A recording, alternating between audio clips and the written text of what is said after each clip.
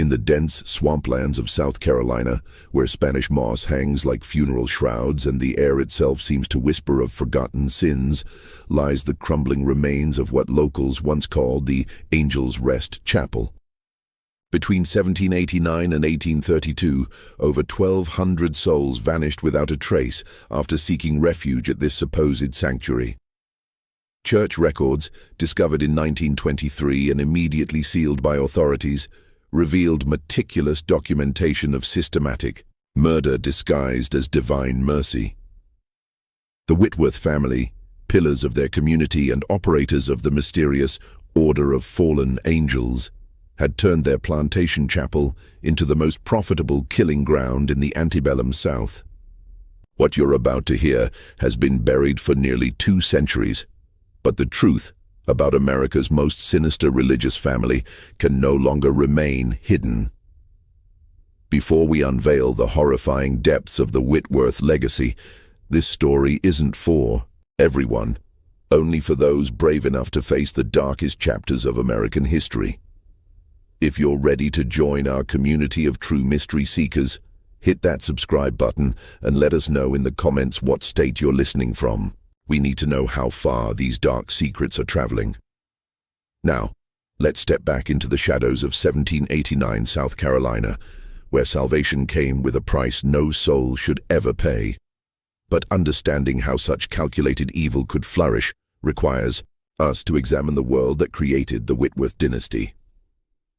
The year was 1789, and the newly formed United States was still bleeding from the wounds of revolution. In the low country of South Carolina, where rice plantations stretched endlessly toward the Atlantic, the social order remained as rigid as the tides that flooded the coastal marshes twice daily. It was here, 30 miles inland from Charleston, that the Whitworth family had carved out their empire of deception. Gabriel Whitworth was 43 years old when he purchased the 1,000-acre tract he would name Seraphim's Grace.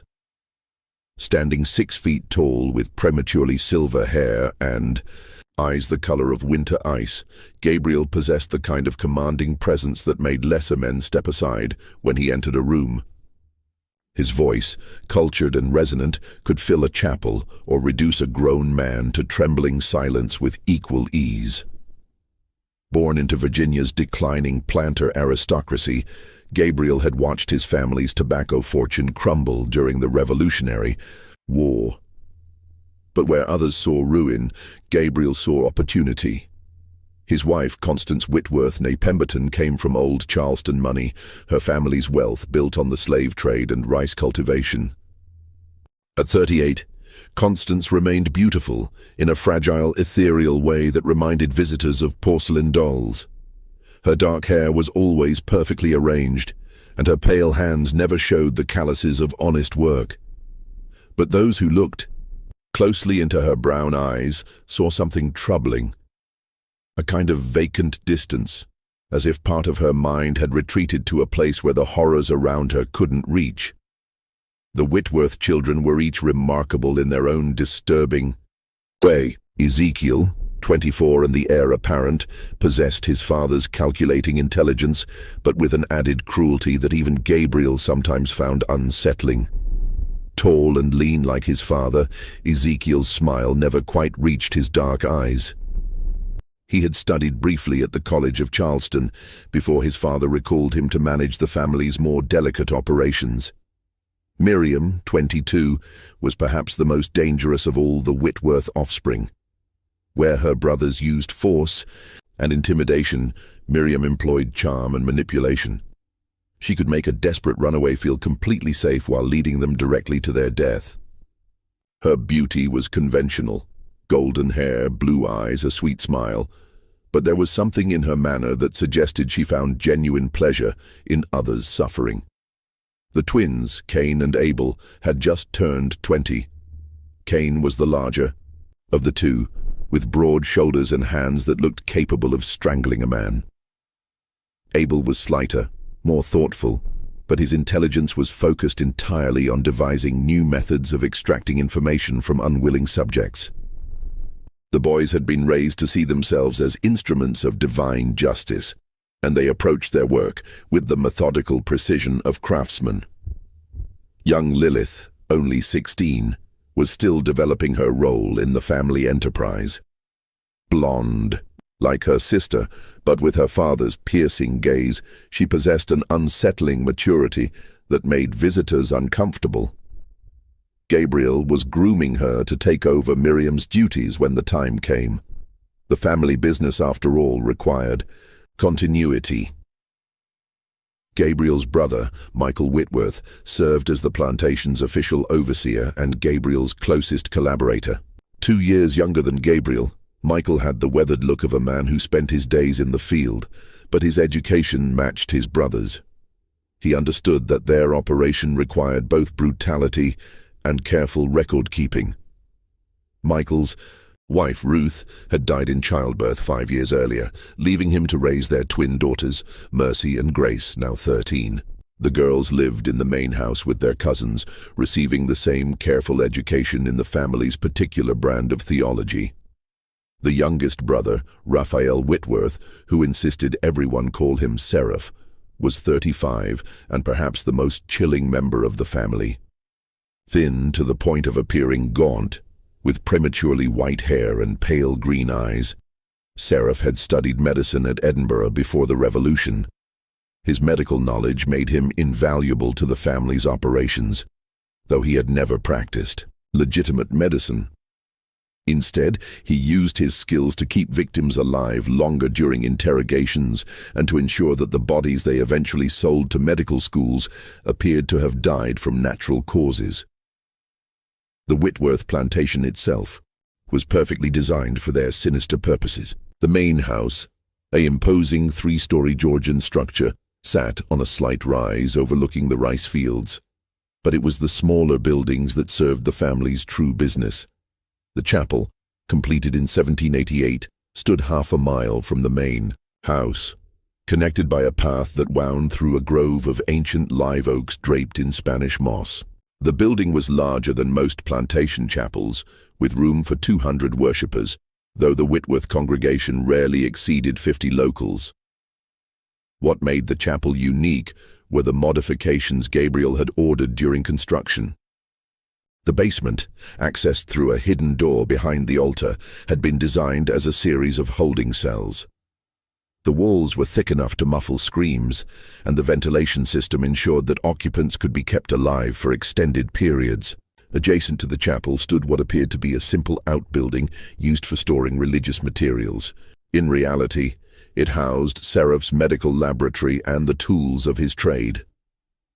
The family had established their Order of Fallen Angels in 1789, presenting it to the local community as a Methodist revival movement focused on bringing salvation to the most desperate souls. They held regular services, inviting neighboring planters and their families to witness Gabriel's passionate sermons about redemption through suffering. The local Methodist circuit rider, Reverend Thomas Hartwell, initially welcomed the Whitworths' religious enthusiasm, even allowing Gabriel to conduct special services for seekers in spiritual distress. But the order's true purpose was far more sinister. Through a network of contacts in Charleston, Savannah, and as far north as Richmond, the Whitworths spread carefully crafted rumors about their chapel. Word reached slave quarters throughout. The region that angels rest was a sanctuary where runaways could find food, shelter, and guidance to freedom. The stories were specific enough to be believable. Detailed descriptions of the chapel's location, passwords to identify genuine seekers, and testimonials from supposed escapees who had successfully reached the north. The elaborate deception required careful coordination. Seraph maintained correspondence with medical schools in Charleston, Savannah, Richmond, and even Philadelphia, establishing himself as a reliable supplier of cadavers for anatomical study. The bodies were always presented as those of free persons of color who had died of natural causes, complete with forged documentation.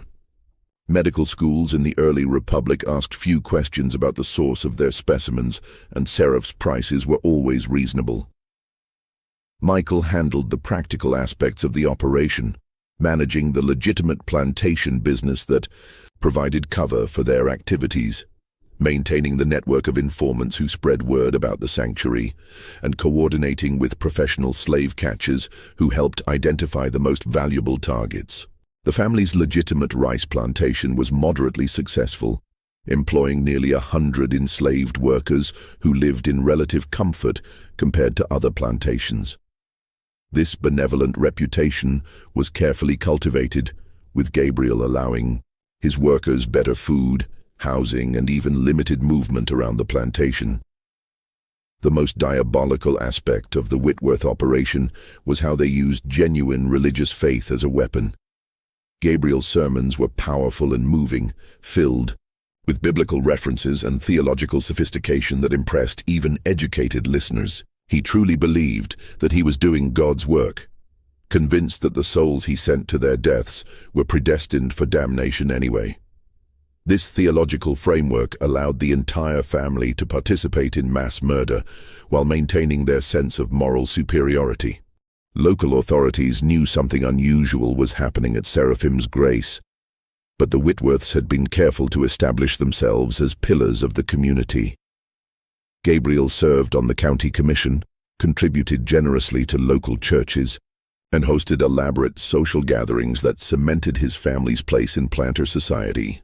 When occasional questions arose about missing slaves or strangers seen in the area, the Whitworths expressed appropriate concern and offered to help with searches. The autumn of 1791 brought unusual activity to Seraphim's Grace. A series of devastating storms had damaged crops throughout the Low Country, creating economic hardship that drove more enslaved people to attempt escape. For the Whitworths, this represented unprecedented opportunity. In a single month, 43 desperate souls arrived at Angel's Rest Chapel, seeking sanctuary. It was during this period that the family's methods became most refined. Ezekiel had developed a system for categorizing new arrivals based on their potential value. Young, healthy males were kept alive longest, as their information about plantation defenses and escape routes proved most valuable to professional slave catchers. Women with children were questioned about other families planning to escape, their desperation making them particularly forthcoming. Older escapees, who typically knew less useful information, were dispatched quickly to minimize resources spent on their maintenance. The process always began the same way. New arrivals were greeted by Miriam, whose gentle manner and obvious education made her seem like an angel of mercy. She would provide food, clean clothing, and a safe place to rest, while explaining that the family needed to verify their stories before helping them continue north. This waiting period, she explained, was necessary to protect both the escapees and the Underground Railroad network. During these first days, the Whitworths gathered intelligence through seemingly casual conversation. Miriam excelled at drawing out information about families left behind, planned meeting points, and contacts in the north. Gabriel would visit the chapel daily, conducting prayer services that gradually revealed more about each person's background and connections. The twins, Cain and Abel, posed as runaway slaves from other plantations, sharing fabricated stories of successful escapes to build trust and encourage more detailed confessions. Once the family had extracted all useful information, the victims were moved to the chapel's basement. Seraph's medical training proved invaluable here, as he could keep subjects conscious and responsive far longer than crude torture methods would allow. The basement contained 5 individual cells, each equipped with shackles and designed to prevent any possibility of escape.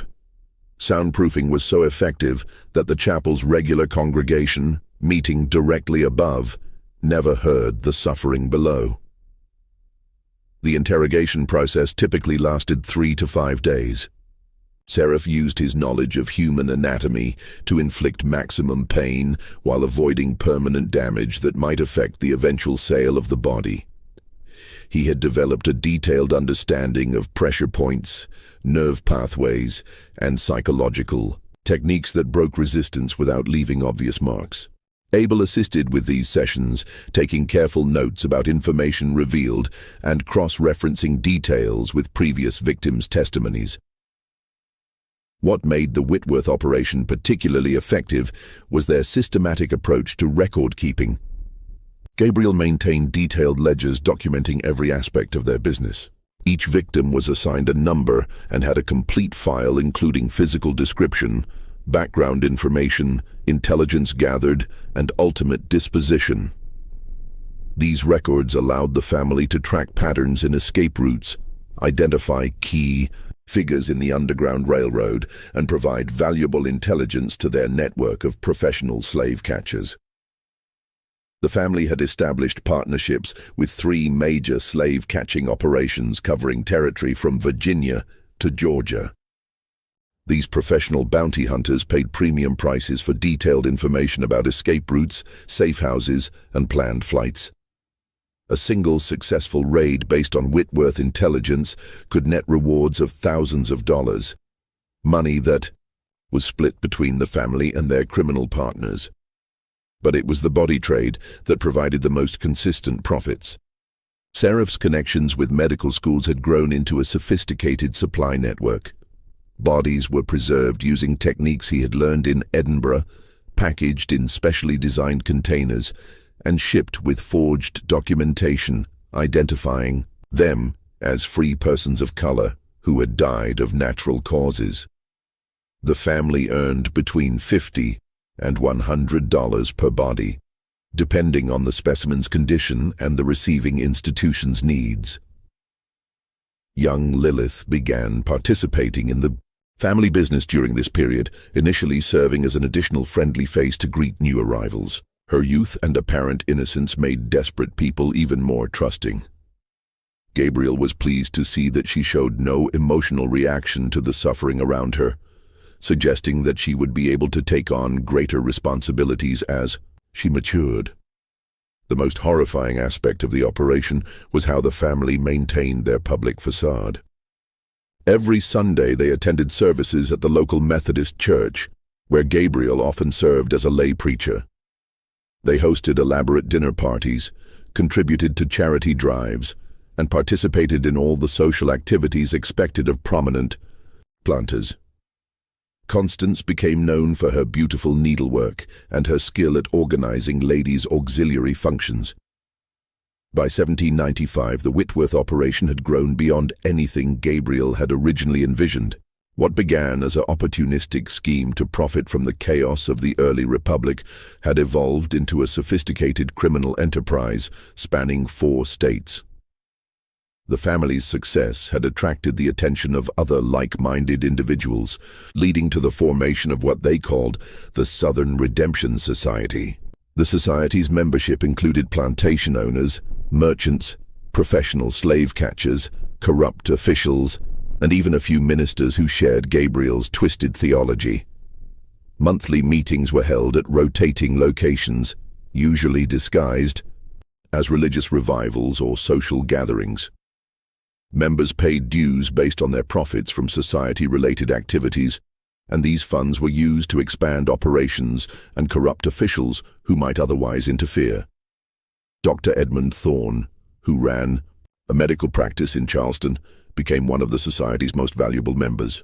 His legitimate medical credentials allowed him to provide death certificates for the bodies Seraph supplied to medical schools.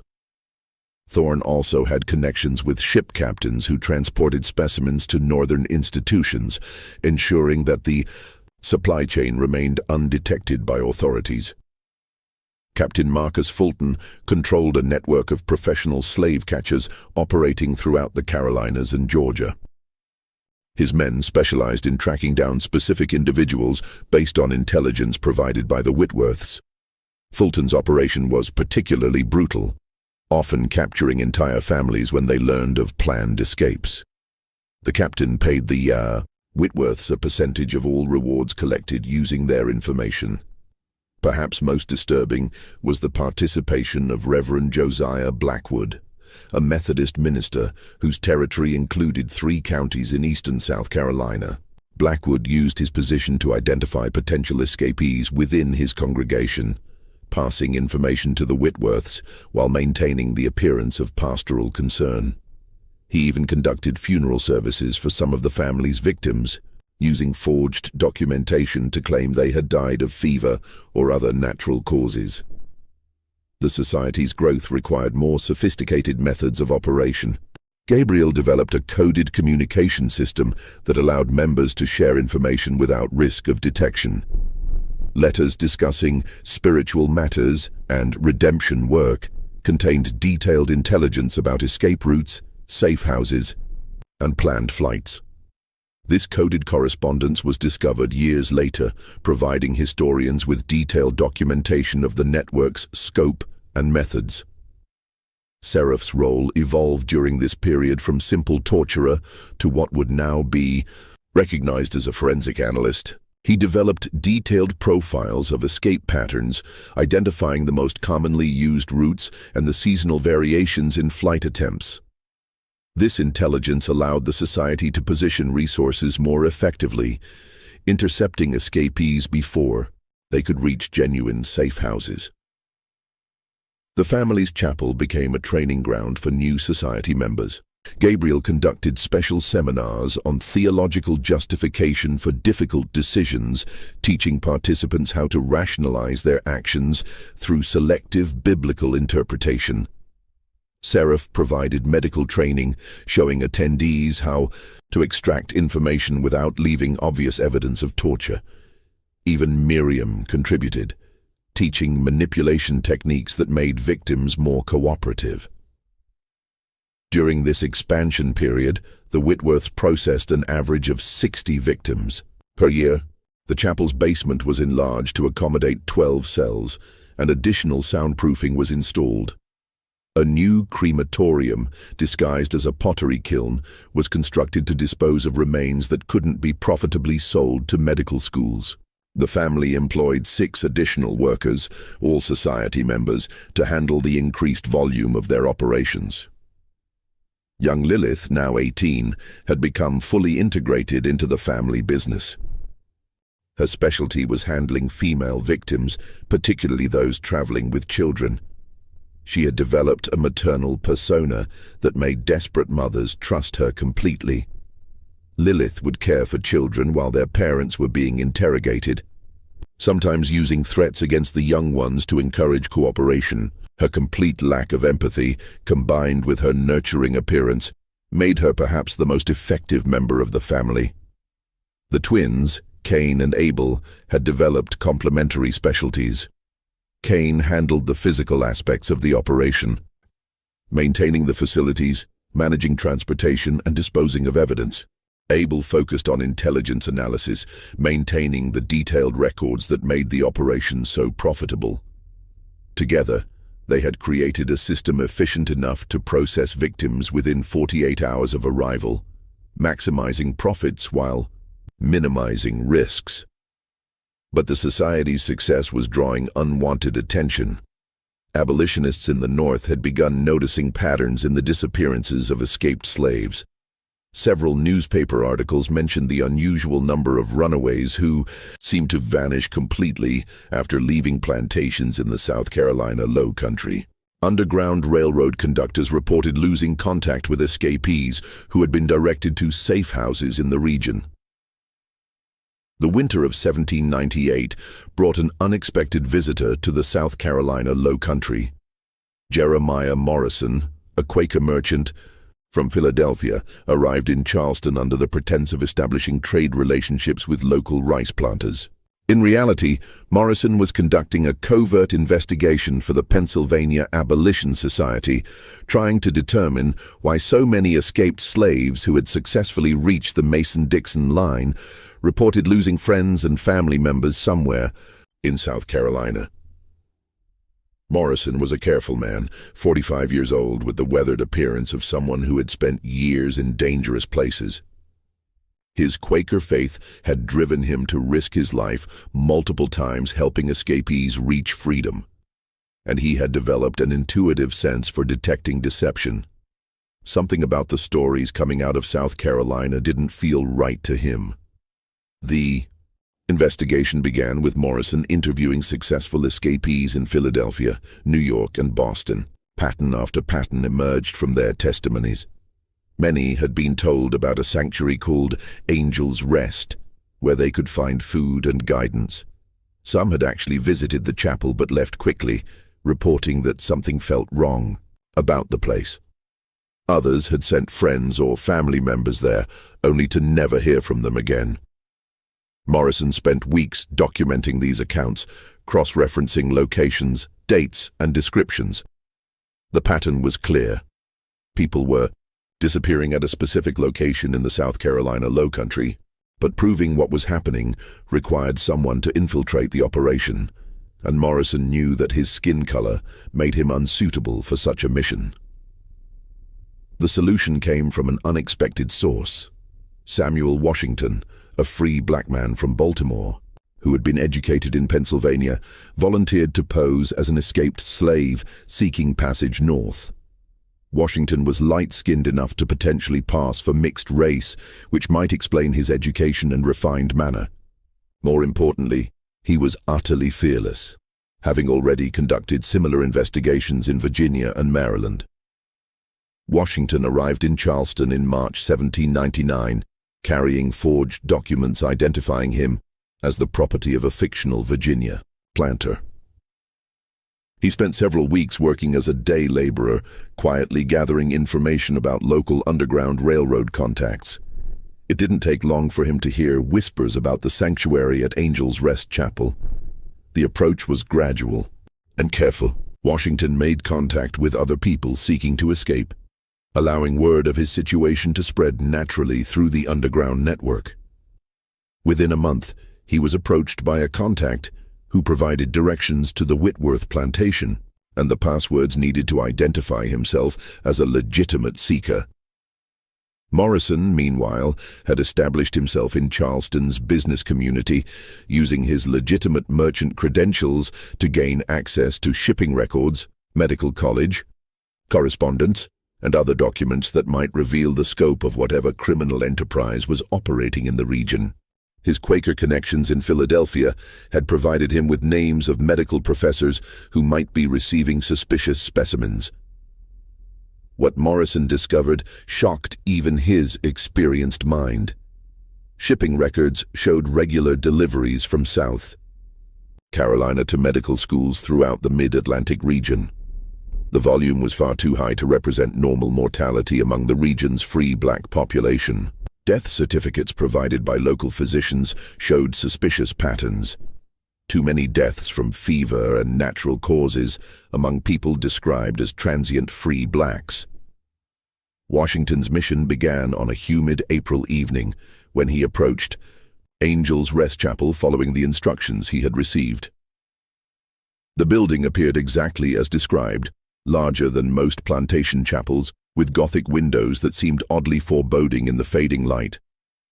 Spanish moss hung from the surrounding oaks like funeral shrouds, and the air was thick with the smell of stagnant water from nearby rice fields. Miriam Whitworth greeted him at the chapel door, her smile warm and welcoming. She was exactly as beautiful as the stories had suggested, with golden hair and eyes that seemed to radiate compassion. Washington felt an immediate sense of danger. Something about her perfect performance struck him as rehearsed, as if she had done this many times before. "You must be so tired, poor soul," Miriam said, leading him inside the chapel. "Come, let me get you some food and a safe place to rest. Tomorrow we'll discuss your journey north." The chapel's interior was more elaborate than Washington had expected.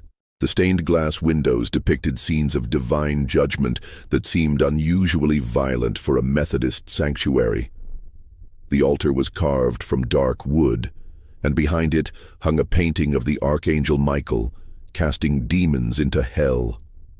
Everything about the space felt theatrical, as if designed to inspire fear rather than comfort. Washington was provided with simple food and clean clothes, then shown to a small room adjacent to the chapel where he could spend the night. Miriam explained, that the family needed to verify his story before helping him continue north, a precaution necessary to protect both him and their network. This waiting period, she assured him, rarely lasted more than a few days. During his second day at the plantation, Washington met other members of the Whitworth family. Gabriel appeared every bit the benevolent patriarch, conducting prayer services and offering spiritual guidance to the desperate souls seeking refuge. His sermons were powerful and moving, filled with references to liberation and redemption that seemed perfectly suited to his audience. But Washington's trained eye began noticing troubling details. The other guests at the plantation seemed unusually subdued, speaking in whispers and avoiding eye contact. When he tried to engage them in conversation about their backgrounds or travel plans, they provided vague, inconsistent answers. Most disturbing was the way they looked at the Whitworth family members, with a mixture of gratitude and terror that suggested they knew more than they were saying. On his third night, Washington was awakened by sounds that made his blood run cold. Muffled screams were coming from somewhere beneath the chapel, barely audible through the thick walls, but unmistakably human. He lay perfectly still, listening to the agonized cries until they finally stopped just before dawn. When he mentioned the sounds to other guests the next morning, they claimed to have heard nothing. Washington realized that he was in mortal danger, but he also understood that he might be the only person who could expose this operation. He began making careful observations, noting the layout of buildings, the number of family members, and the patterns of activity around the plantation. Most importantly, he started looking for evidence of what was happening to the people who arrived at Angel's Rest, but never left. The breakthrough came when Washington observed Sheriff Whitworth loading a wagon with what appeared to be wooden crates. The crates were the right size and shape to contain human bodies, and they were being loaded with the careful attention typically reserved for valuable cargo. Washington followed the wagon from a distance, watching as it traveled to a landing on the Ashley River, where a small steamboat was waiting. But Washington had been observed as well. Abel Whitworth had noticed his curious behavior and reported it to his father. Gabriel decided that their guest was becoming too inquisitive and ordered his transfer to the chapel basement. Washington's investigation was about to become a personal fight for survival. Washington's descent into the chapel basement revealed the true scope of the Whitworth family's evil. The underground facility was far more sophisticated than he had imagined, with 12 individual cells, a medical laboratory, and what appeared to be a crematorium. The smell of death hung in the air like a physical presence, and the walls bore stains that no amount of cleaning could remove. He was placed in a cell that showed evidence of previous occupants, scratches in the stone walls where desperate fingernails had tried to claw through solid rock, and darker stains that Washington didn't want to identify. The cell was barely large enough for him to lie down, with no furniture except a bucket for waste and a small opening near the ceiling that provided minimal ventilation. Within hours of his imprisonment, Washington heard other prisoners in nearby cells. Their whispered conversations revealed the full horror of what was happening. Some had been there for weeks, kept alive only long enough to provide information about escape routes, underground railroad contacts, and other planned flights. Others were newer arrivals who still held hope that they might be released. The interrogations began immediately. Sheriff Whitworth proved to be a methodical torturer, using his medical knowledge to inflict maximum pain while avoiding permanent damage that might affect the eventual sale of the body. He worked with surgical precision, asking detailed questions about underground railroad operations while applying carefully calculated physical pressure. Washington's education and obvious intelligence made him particularly valuable to the Whitworths. They suspected he might be connected to abolitionists in the North, and they were determined to extract information about underground railroad financing and organization. The torture sessions lasted hours, with Seraph demonstrating a disturbing enthusiasm for his work. But Washington had been prepared for this possibility. His training in Philadelphia had included instruction on resisting interrogation, and his Quaker faith provided him with inner strength that his captors couldn't break. He fed them false information mixed with enough truth to seem credible, buying time while he looked for an opportunity to escape. The opportunity came from an unexpected source. Grace Whitworth, one of Michael's 13-year-old twin daughters, had been bringing food to the prisoners as part of her education in the family business. Unlike her relatives, Grace seemed genuinely disturbed by the suffering around her. Washington began talking with her during these brief visits, gradually building her trust while planting seeds of doubt about her family's activities. Grace was intelligent enough to understand that what her family was doing was wrong, but she had been raised to believe that their victims were predestined for damnation anyway. Washington's gentle theological arguments, combined with his obvious education and refinement, began to shake her faith in the family's twisted doctrine. More importantly, she began to see him as a human being rather than simply another specimen for processing. The escape plan required careful timing and considerable luck. Grace agreed to leave Washington's cell unlocked during her next food delivery, giving him access to the laboratory where Seraph kept his surgical instruments. Armed with a scalpel, Washington would have to make his way through the plantation at night, avoiding the family and their workers while reaching the Ashley River where he could steal a boat. But the plan went wrong, almost immediately. Grace's unusual behavior had been noticed by her sister Mercy, who reported the suspicious activity to their father Michael. When Washington tried to leave his cell, he found Abel Whitworth waiting for him with a pistol and a vicious smile.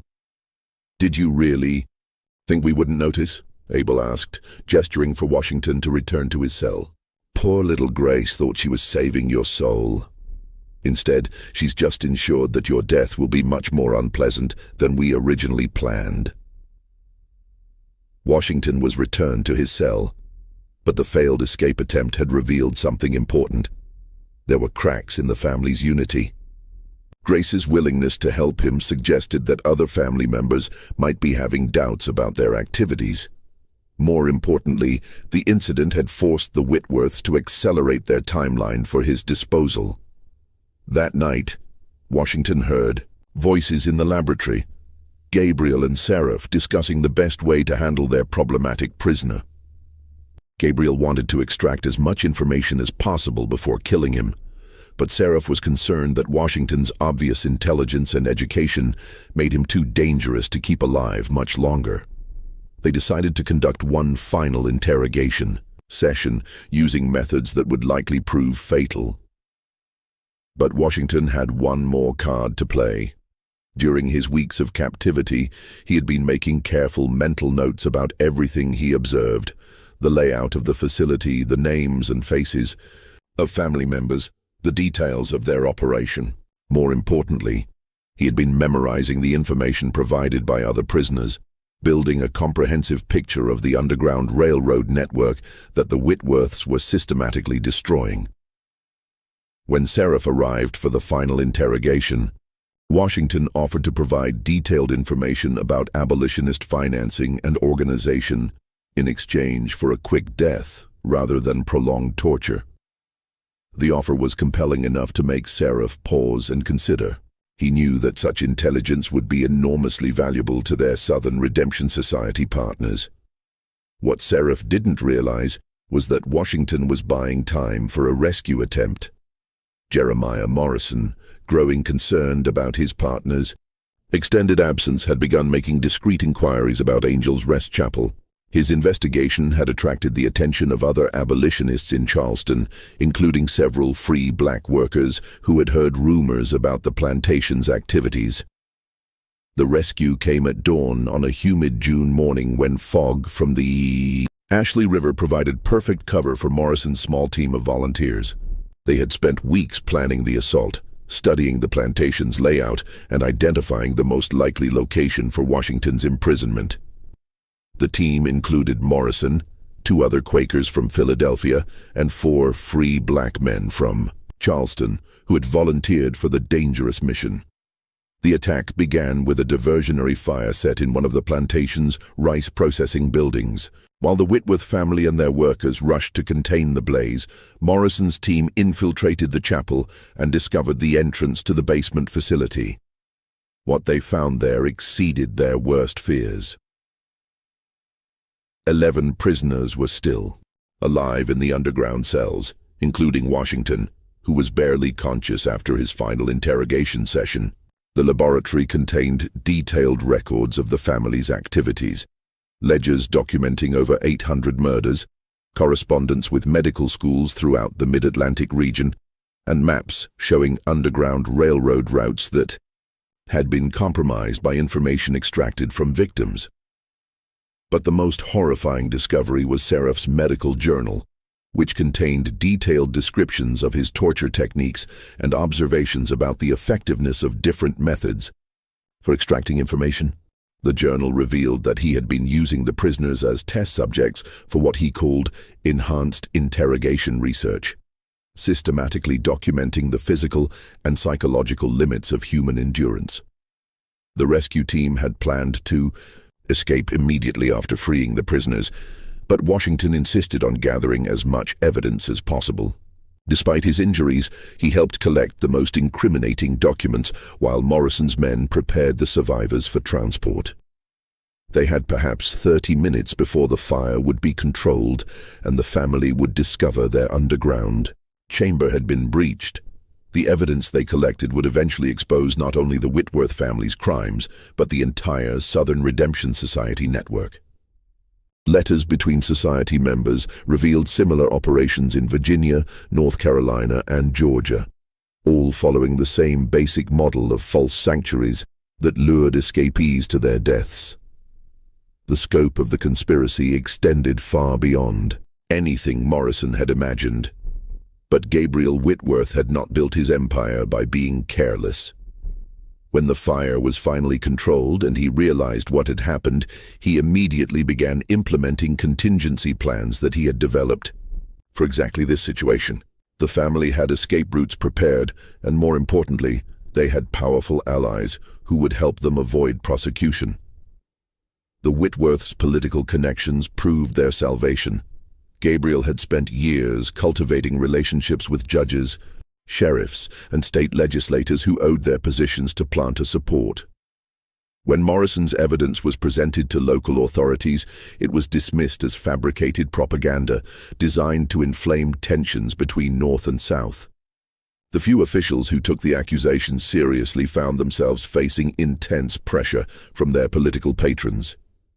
Federal authorities in Charleston were more receptive to Morrison's evidence, but they lacked jurisdiction over crimes committed entirely within South Carolina.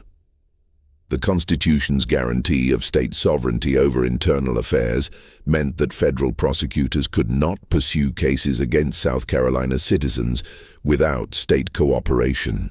That cooperation was never forthcoming. Most frustrating for Morrison was the reaction of the local Methodist church hierarchy. Despite overwhelming evidence of the Whitworths' crimes, church leaders were reluctant to condemn a family that had contributed so generously to religious causes. Reverend Hartwell, the circuit rider who had originally welcomed Gabriel's ministry, claimed that the accusations were part of a northern conspiracy to discredit Southern Christianity. The Whitworth family used this breathing space to relocate their operation. Within 6 months of Morrison's raid, they had sold Seraphim's Grace Plantation and moved west to Alabama, where territorial status provided even less oversight than South Carolina's state government. They established a new plantation near Mobile, complete with another chapel and another underground facility. But Morrison's investigation had damaged the Southern Redemption Society's network beyond repair. Several key members, fearing exposure, abandoned the conspiracy and destroyed their records. Dr. Thorne fled to the Caribbean, Captain Fulton disappeared entirely, and Reverend Blackwood suddenly found religion and began preaching genuinely about the evils of slavery. Washington's testimony, combined with the evidence collected from the chapel basement, was published in abolitionist newspapers throughout the North. The detailed accounts of systematic torture and murder conducted under the guise of religious ministry shocked even hardened activists. The Whitworth case became a rallying cry for the growing abolitionist movement, proving that slavery's defenders would resort to any means to protect their interests. The Whitworth family's relocation to Alabama marked a new phase in their criminal enterprise.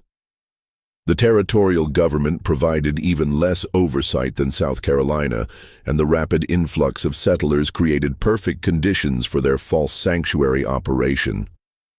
They established their new plantation, New Seraphim, 20 miles north of Mobile, where the Tombigbee River provided convenient access to shipping routes. Gabriel had learned from the Charleston experience that maintaining political connections was essential for long-term survival. He immediately began cultivating relationships with territorial officials, contributing generously to their campaigns, and hosting elaborate social events that cemented his family's place in Alabama society. Within 2 years, he had been appointed to the Territorial Council, giving him direct influence over law enforcement policies. The new chapel was even more sophisticated than its South Carolina predecessor. Gabriel had hired an architect from New Orleans who designed a structure that appeared to be a conventional Methodist church, while concealing an underground complex capable of holding 30 prisoners simultaneously. The facility included improved soundproofing, better ventilation, and a medical laboratory that surpassed anything Seraph had previously operated. But the family's methods had evolved as well.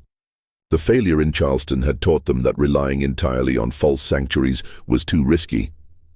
They began developing multiple approaches to their criminal enterprise, including legitimate slave trading that provided cover for their more sinister activities.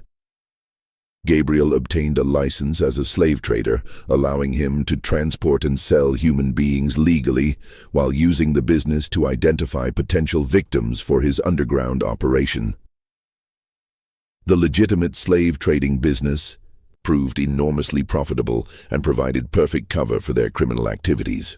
Gabriel specialized in what he called problem slaves, individuals who had attempted escape, shown signs of rebellion, or possessed skills that made them particularly valuable. These slaves commanded premium prices, but more importantly, their disappearance could be easily explained as routine sales to distant plantations. Ezekiel had developed a particularly sinister innovation during the Alabama years. He began purchasing slaves specifically to torture information from them about underground railroad networks, then selling them to plantations so remote that escape was virtually impossible. This approach generated revenue while still providing the intelligence that made their false sanctuary operations so profitable. The family's network in Alabama proved even more extensive than their South Carolina connections. The territorial government was dominated by settlers from Georgia and the Carolinas, many of whom shared the Whitworth's views about the necessity of extreme measures to maintain social order. Several prominent planters became informal partners in the operation, providing intelligence about potential escapees and sharing in the profits from successful captures. Miriam had married Captain James Patterson, a former naval officer who commanded a riverboat on the Tombigbee. Patterson's vessel, the Sweet Salvation, became an essential component of the family's transportation network. Bodies destined for medical schools were shipped north via riverboat, while living captives were transported to remote locations, where they could be held indefinitely without discovery. Young Lilith, now 22, had become the family's most effective operative. Her beauty and apparent innocence made her irresistible to men of all social classes, and she used these advantages to gather intelligence about escape plans, abolitionist activities, and underground railroad operations. She had established relationships with boat captains, merchants, and even federal officials, each believing that he was her only romantic interest. The twins, Cain and Abel, had developed complementary criminal enterprises that supported the family's main operation. Cain operated a blacksmith shop in Mobile that specialized in restraints and transportation equipment, used by slave traders throughout the region. Abel had established himself as a dealer in curious medical specimens, providing anatomical oddities to medical schools and private collectors in the North and Europe. But it was Seraph's medical research that represented the most chilling evolution of the family's activities. His years of experience torturing prisoners had given him unprecedented knowledge of human anatomy and psychology. He began conducting what he called enhanced medical research, using prisoners as test subjects for procedures that no legitimate physician would attempt. His detailed journals from this period, discovered decades later, revealed experiments that anticipated some of the worst medical crimes of the 20th century. The Alabama operation processed an average of 80 victims per year, making it the most prolific component of what remained of the Southern Redemption Society network. The underground facility beneath New Seraphim's Chapel could hold 30 prisoners simultaneously, allowing for more systematic extraction of intelligence and more efficient processing of bodies for sale to medical institutions. By 1805, word of the Whitworth family's Alabama operation had begun reaching abolitionist networks in the North. Jeremiah Morrison, still haunted by his experiences in South Carolina, had spent years tracking the family's movements and documenting their continued activities. His detailed reports to the Pennsylvania Abolition Society painted a picture of systematic murder that exceeded anything previously documented in American criminal history. Morrison's investigation had attracted the attention of federal authorities in Washington, where Secretary of State James Madison was growing concerned about reports of criminal enterprises that threatened to destabilize relationships between northern and southern states. The Whitworth case had become a symbol of the extremes to which slavery's defenders would go, and its exposure was generating political pressure that Madison found increasingly difficult to ignore. But investigating crimes committed in territorial Alabama proved even more challenging than pursuing the family in South Carolina. The territorial government was dominated by Southern interests, and federal authority was limited to specific constitutional violations.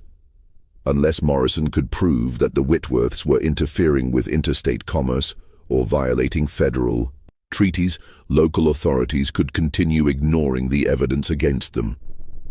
The breakthrough came from an unexpected source. Samuel Washington, still recovering from his traumatic imprisonment in the Charleston facility, had spent years developing a network of informants within the slave trading community. His contacts included boat captains, warehouse workers, and even some plantation overseers who had grown disgusted with the extreme brutality they witnessed. This network provided detailed intelligence about the Whitworth family's Alabama operations. Washington learned that the family was planning a major expansion of their activities. Gabriel had negotiated agreements with medical schools in New Orleans, Richmond, and even Boston to provide a steady supply of anatomical specimens. The volume of bodies required for these contracts would necessitate killing nearly 200 people per year, making the Alabama operation the largest murder-for-profit enterprise in American history. More importantly, Washington's informants revealed that the family was planning to recruit additional partners throughout the Deep South. Gabriel had been conducting secret meetings with planters in Mississippi, Louisiana, and Tennessee, spreading his model of false sanctuaries combined with legitimate slave trading. If successful, this expansion would create a network of killing sites that could process thousands of victims annually. Morrison realized that traditional law enforcement approaches would never stop the Whitworth network. Local authorities were either corrupted, intimidated, or genuinely sympathetic to the family's activities. Federal intervention remained unlikely unless the crimes could be framed as threats to national security. The only realistic option was direct action by abolitionist networks, despite the enormous legal and physical risks involved. The plan that emerged from Morrison's discussions with other abolitionists was both audacious and dangerous. A team of volunteers would infiltrate the Alabama operation, gathering evidence while simultaneously conducting rescue operations. The information collected would be used to expose not only the Whitworth family, but their entire network of partners and customers. Most importantly, the operation would be timed to coincide with a major gathering of Southern Redemption Society members, allowing for the capture of multiple criminal leaders simultaneously. Washington insisted on leading the infiltration team, despite Morrison's concerns about his psychological readiness for such a mission. The torture he had endured in Charleston had left permanent scars, both physical and mental, but it had also given him unique insights into the family's methods and psychology. No one else possessed his combination of experience, intelligence, and desperate motivation to stop their activities. The team assembled for the Alabama mission included 12 volunteers from abolitionist organizations throughout the North. Several were Quakers like Morrison, motivated by religious convictions about human equality. Others were free black men who understood that their own freedom depended on destroying the networks that made escape impossible for their enslaved brothers and sisters. All were prepared to die rather than allow the Whitworth operation to continue. The infiltration of the Alabama operation began in the autumn of 1807, when Washington and 3 other team members arrived in Mobile, posing as slave traders from Georgia. Their cover story was carefully constructed, with forged documents and references from fictional plantations that would be difficult to verify. Washington's light skin and education allowed him to pose as a mixed-race freeman, working as an agent for white traders, while his companions played the roles of typical Southern businessmen seeking profitable investments. The team spent weeks establishing their credentials within Mobile's slave trading community. They attended auctions, visited plantations, and gradually built relationships with the merchants and traders who formed the backbone of the regional economy. Their ultimate goal was to arrange a meeting with Gabriel Whitworth, whose reputation as a specialist in difficult cases had spread throughout the territory.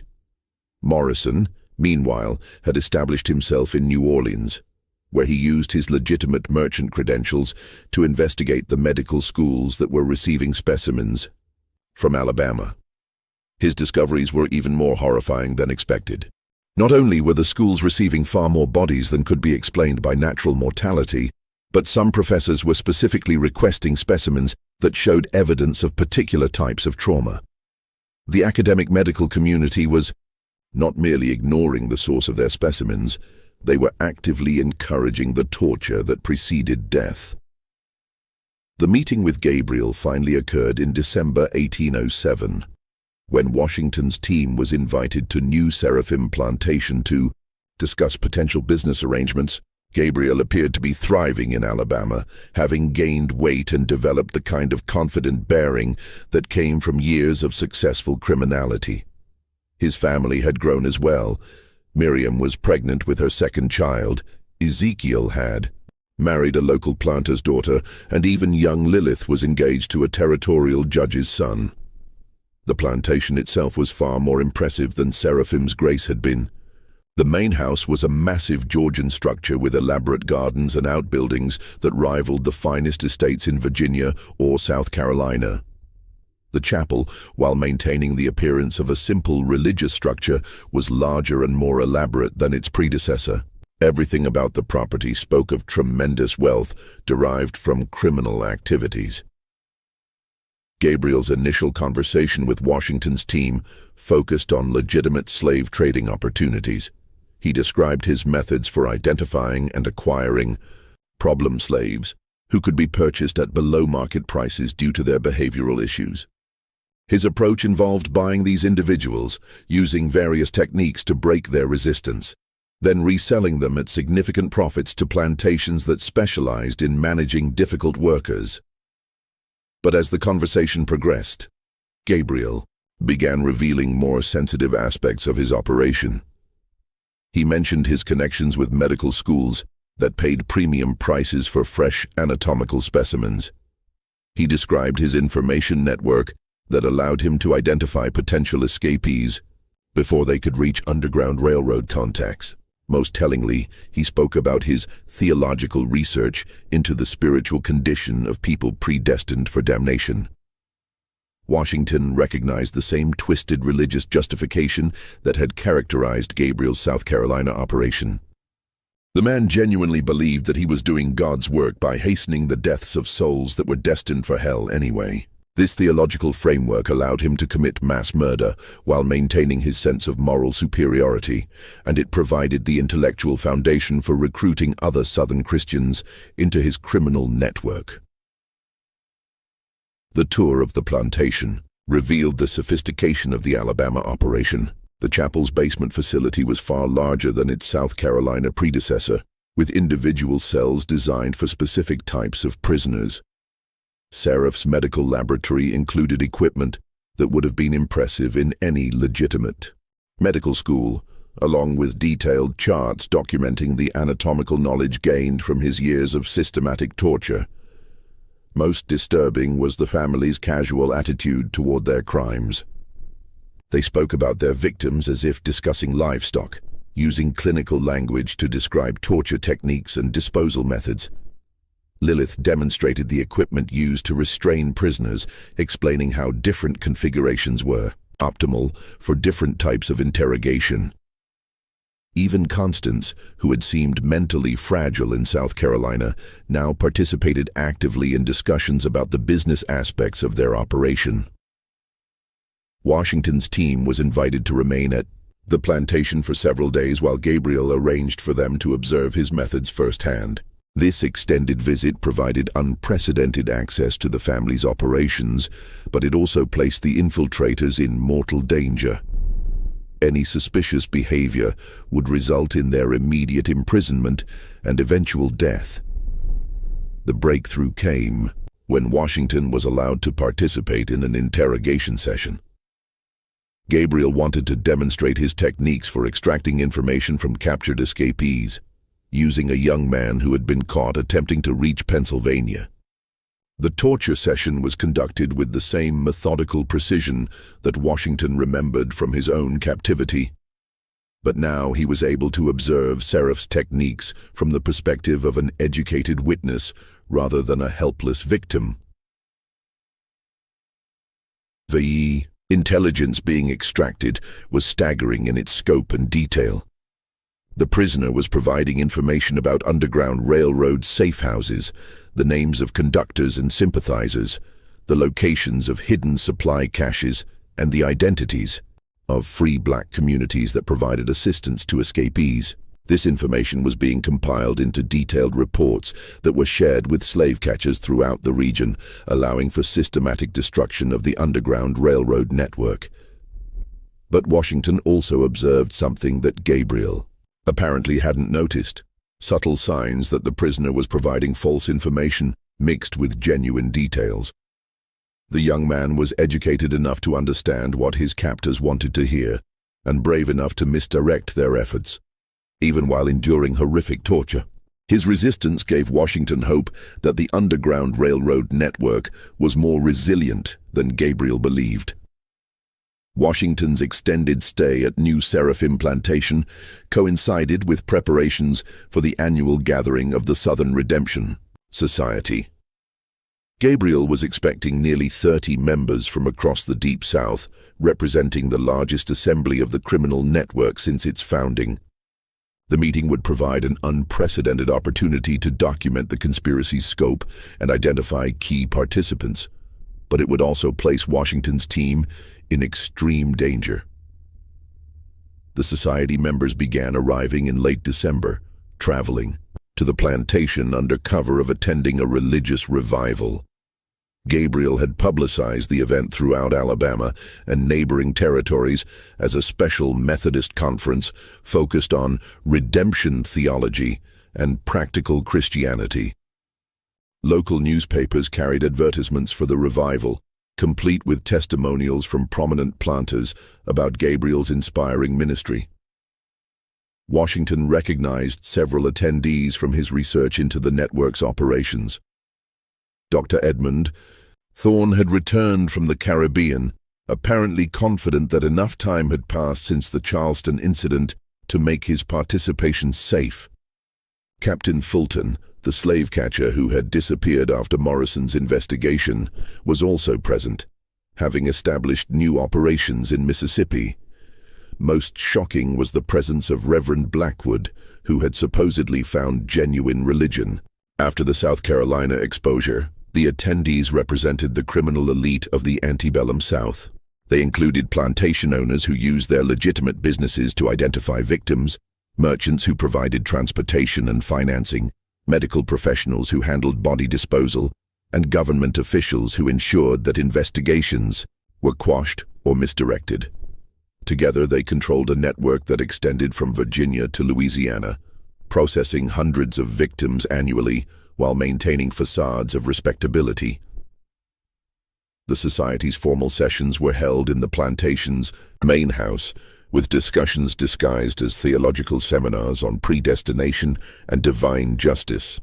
But the real business was conducted in smaller groups where participants shared intelligence about Underground Railroad activities, coordinated responses to abolitionist investigations, and planned expansion into new territories. Washington's access to these conversations provided detailed documentation of criminal activities that exceeded anything previously gathered by law enforcement. Gabriel's opening address to the Society revealed the scope of his ambitions. He spoke about expanding operations into the Louisiana Territory, where territorial status would provide even less oversight than Alabama. He described plans for new false sanctuaries in Mississippi and Tennessee, each designed to process larger numbers of victims more efficiently. Most chilling was his proposal for what he called industrial-scale redemption, facilities capable of killing and processing dozens of people simultaneously. Serap's presentation on enhanced medical research demonstrated how far the family's criminal activities had evolved beyond simple murder for profit. He described experiments designed to test the limits of human endurance, procedures that provided anatomical knowledge unavailable through conventional means, and techniques for preserving specimens that would maintain their research value during extended transportation. His work had attracted interest from medical schools in Europe, creating international markets for his products. But the Society was facing growing pressure from abolitionist investigations and federal attention. Several members reported increased scrutiny from northern authorities, while others described difficulty maintaining their operations due to improved Underground Railroad security measures. The network's success had made it a target for systematic counteraction, and several participants expressed concern about their long-term safety. Washington's most important discovery was the Society's plan for responding to increased pressure. Rather than reducing their activities, they intended to accelerate operations while developing new methods for avoiding detection. This included establishing legitimate businesses that could serve as fronts for their criminal enterprises, corrupting additional government officials to ensure protection, and eliminating potential witnesses who might expose their activities. The elimination plan was particularly chilling. Gabriel had compiled a list of abolitionists, escaped slaves, and other individuals who posed threats to the network's security. The Society intended to systematically murder these people using methods that would appear to be accidents, natural deaths, or random crimes. Washington's own name was on this list, along with Morrison and several other investigators who had been tracking the network's activities. But Washington had one advantage that Gabriel couldn't have anticipated. Morrison's team was already in position around the plantation, preparing for a coordinated assault that would expose the entire conspiracy. The timing had been carefully planned to coincide with the Society's gathering, when maximum numbers of criminals would be present and maximum evidence would be available for capture. The assault on New Seraphim Plantation began before dawn on January 15, 1808, when Morrison's team moved into position around the property's perimeter. The attack had been planned with military precision, taking advantage of detailed intelligence that Washington had provided about the plantation's layout, security measures, and the location of the underground prison facility. Federal marshals, from New Orleans had agreed to participate, giving the operation legitimate law enforcement authority. The team included 24 men, Morrison and 7 other abolitionists, Samuel Washington and 3 other infiltrators, 8 federal marshals, and 6 soldiers from the New Orleans garrison. They were armed with the latest military equipment and carried detailed maps of the plantation buildings. Most importantly, they had warrants signed by territorial judges who had been convinced that the Whitworth operation threatened federal authority in Alabama. The assault began with simultaneous attacks on the main house and the chapel, designed to prevent the destruction of evidence while capturing as many society members as possible. Morrison himself led the team that breached the chapel, where they discovered 17 prisoners in the underground facility. The condition of these captives provided horrifying testimony to the systematic torture that had been conducted in the basement chambers. Washington's role was to secure Gabriel's office in the main house, where the family's detailed records were stored. Despite his years of preparation for this moment, nothing could have prepared him for the scope of documentation that Gabriel had maintained. Ledgers recorded over 1,500 murders, correspondence revealed criminal partnerships extending to 12 states and 3 foreign countries, and detailed maps showed underground railroad routes that had been systematically compromised. The most damning evidence was Gabriel's personal journal, which provided theological justification for each murder while describing the profits generated by the operation. Gabriel had maintained meticulous records of every aspect of his criminal enterprise, apparently believing that divine approval for his actions required careful documentation of their religious necessity. The journal entries revealed a mind that had completely rationalized mass murder as an expression of Christian duty. Seraph's medical laboratory yielded evidence of crimes that exceeded simple murder. His detailed research notes described experiments conducted on living subjects, procedures designed to test the limits of human endurance, and anatomical studies that violated every principle of medical ethics. The laboratory contained preserved specimens that would later provide definitive proof of systematic torture, along with correspondence with medical schools that had specifically requested such specimens. The capture of society members provided law enforcement with unprecedented access to the criminal network's leadership. Under interrogation, several participants revealed additional operations in Mississippi, Louisiana, and Tennessee.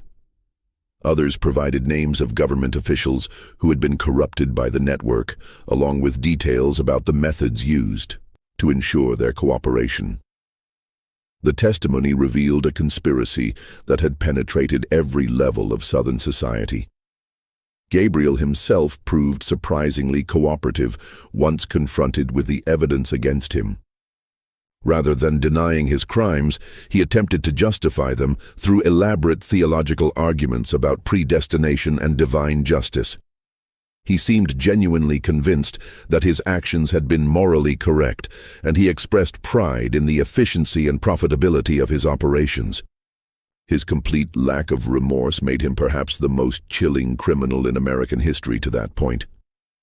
But the legal proceedings that followed demonstrated the limitations of early 19th century justice.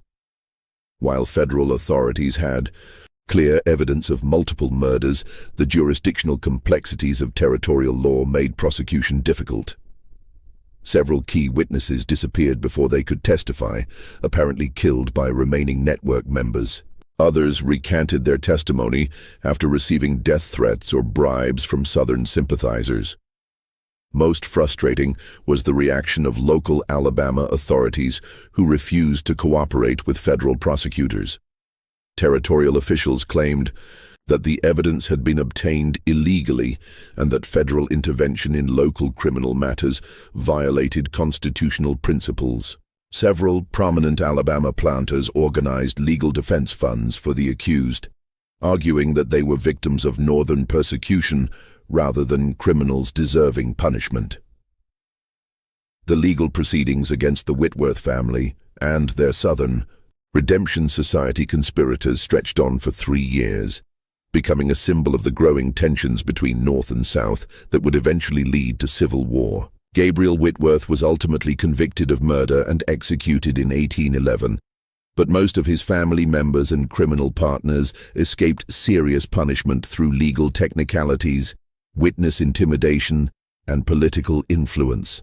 Seraph Whitworth fled to Mexico before he could be arrested, taking with him detailed medical records that he later sold to European researchers interested in his anatomical discoveries. His whereabouts remained unknown until 1834, when reports surfaced of a mysterious doctor in Texas who was conducting similar experiments on captured Comanche warriors. These reports were never officially confirmed, but they suggested that Seraph had continued his criminal research for decades after the Alabama operation was exposed. Ezekiel and the twins, Cain and Abel, were convicted of lesser charges and sentenced to lengthy prison terms. However, they were quietly released after serving only 2 years, apparently through the intervention of influential Southern politicians who viewed their prosecution as an attack on regional autonomy. All three resumed criminal activities under assumed identities, with Ezekiel establishing a new slave trading operation in Texas, and the twins operating a body-snatching enterprise that supplied medical schools throughout the Southwest.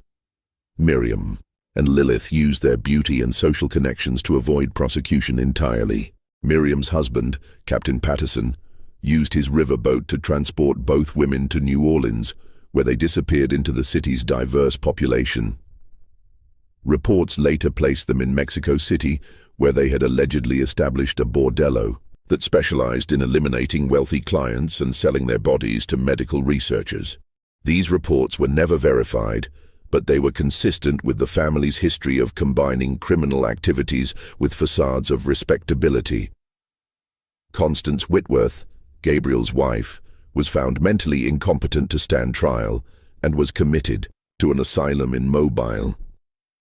She died there in 1819, reportedly never having spoken a coherent word about her family's activities.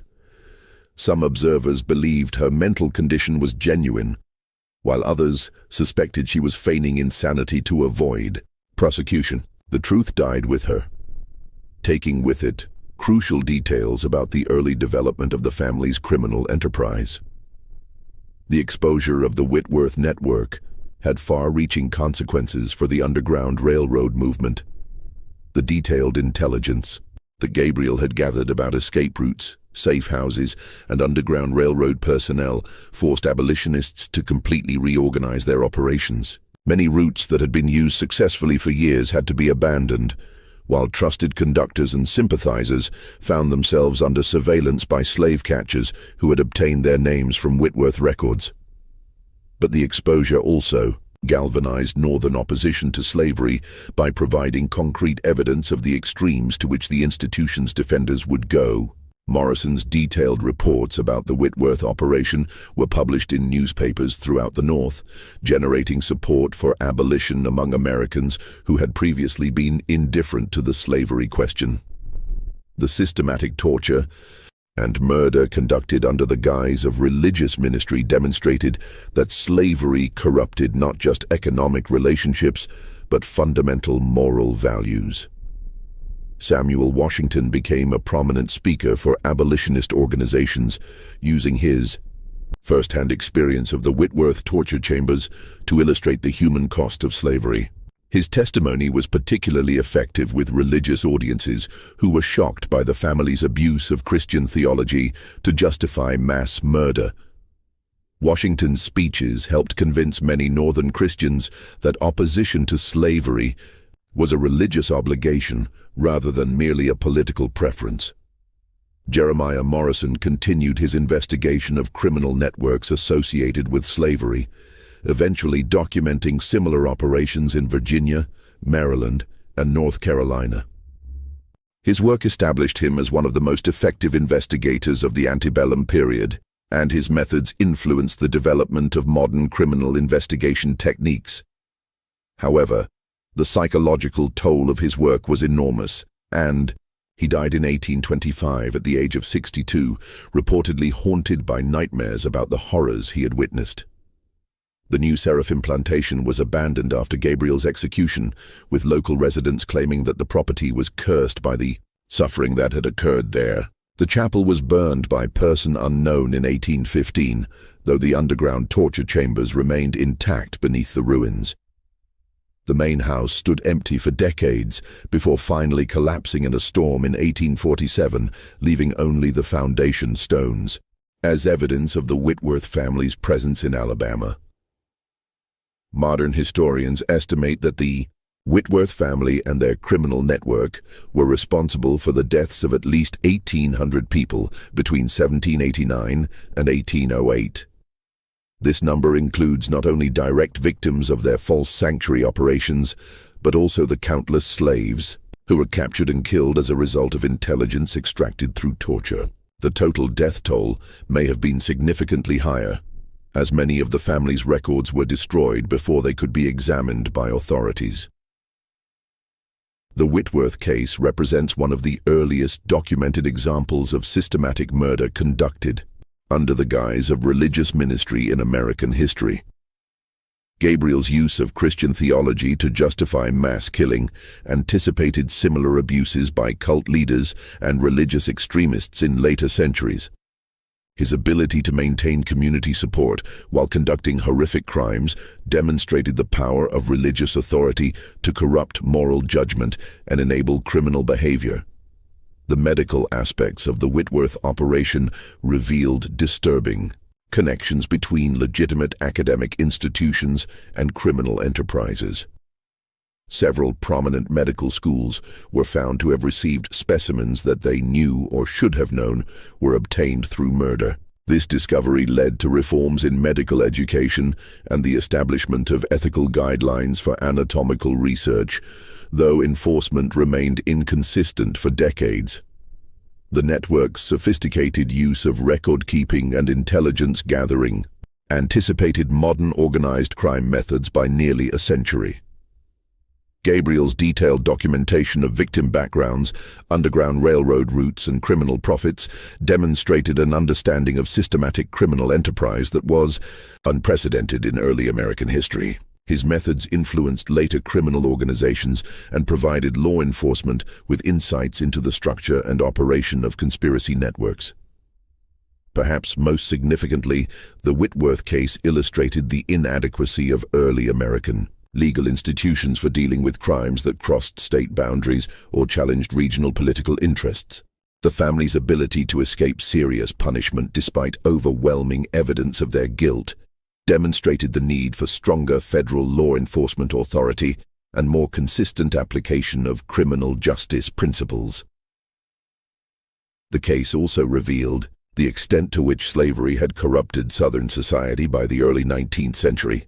The widespread support that the Whitworth family received from respectable planters, government officials, and religious leaders showed that the institution of slavery had created moral blindness that extended far beyond individual slaveholders. The systematic dehumanization required to maintain slavery had created conditions where mass murder could be rationalized as necessary for social order. The complete truth about the Whitworth family's crimes may never be known. Many of their records were destroyed during the legal proceedings, while others remain sealed in archives that have never been fully examined by historians. Local traditions in Alabama still speak of mysterious disappearances and unexplained deaths that occurred during the family's residence in the territory, suggesting that their documented crimes represent only a fraction of their actual activities.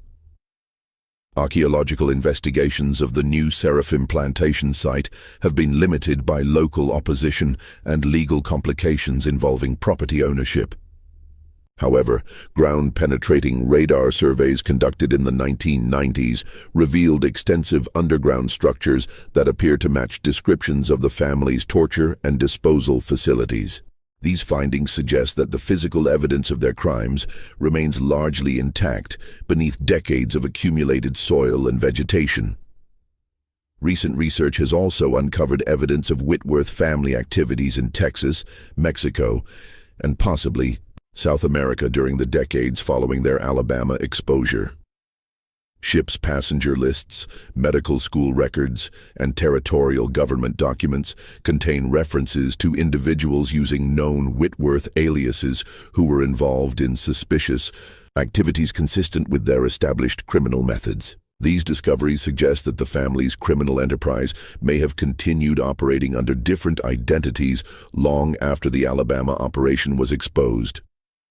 The most disturbing possibility is that the Whitworth network represented only one example of similar criminal enterprises that operated throughout the antebellum South. The systematic nature of their operations, combined with the widespread support they received from respectable society, suggests that other families or organizations may have conducted comparable activities without ever being exposed. The historical record contains numerous references to mysterious disappearances, unexplained deaths, and suspicious religious movements that could indicate additional criminal networks. What remains certain is that the Whitworth family's story represents one of the darkest chapters in American religious history. Their systematic abuse of Christian theology to justify mass murder demonstrated how religious authority could be corrupted to serve criminal purposes. Their ability to maintain community support while conducting horrific crimes showed the extent to which slavery had poisoned American moral values by the early 19th century. The legacy of their crimes extends far beyond their immediate victims. The intelligence they gathered about underground railroad operations led to the capture and death of countless other escaped slaves, whose names will never be known. Their corruption of medical education and research caused lasting damage to the integrity of American science. Most importantly, their success in avoiding punishment demonstrated to other criminals that systematic murder could be conducted with relative impunity if properly disguised and politically protected.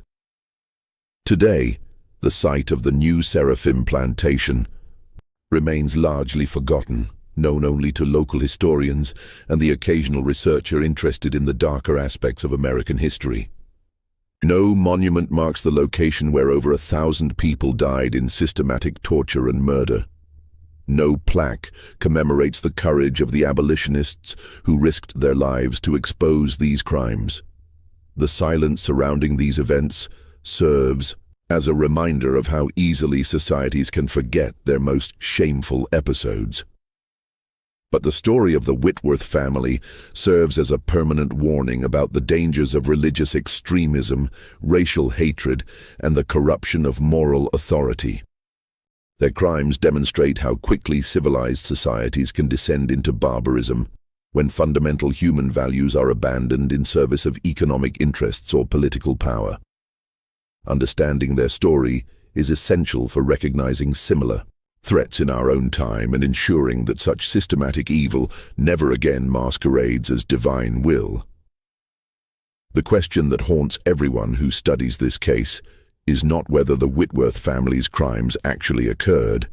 The evidence is overwhelming and undeniable. The real question is how many other similar operations existed throughout the antebellum period, how many victims died in similar circumstances, and whether the complete truth about this dark chapter in American history will ever be fully revealed. The shadows cast by the Whitworth legacy continue to obscure corners of our historical understanding, leaving us to wonder what other horrors remain hidden in the archives of America's past. In the end, the macabre history of the Whitworth family stands as testament to the human capacity for both ultimate evil and ultimate courage. While Gabriel and his family represent the depths of human depravity, the abolitionists who risked everything to expose their crimes embody the highest ideals of human dignity and moral courage. Their struggle reminds us that the price of civilization is constant vigilance against those who would use religious authority, political power, or social respectability to mask systematic cruelty. The chapel bells that once rang over the New Seraphim plantation have long since fallen silent, but the echoes of their victims' suffering continue to resonate through American history. Until we fully confront the truth about crimes like those committed by the Whitworth family, we cannot claim to have honestly reckoned with our nation's past or adequately prepared ourselves to recognize similar threats in our future.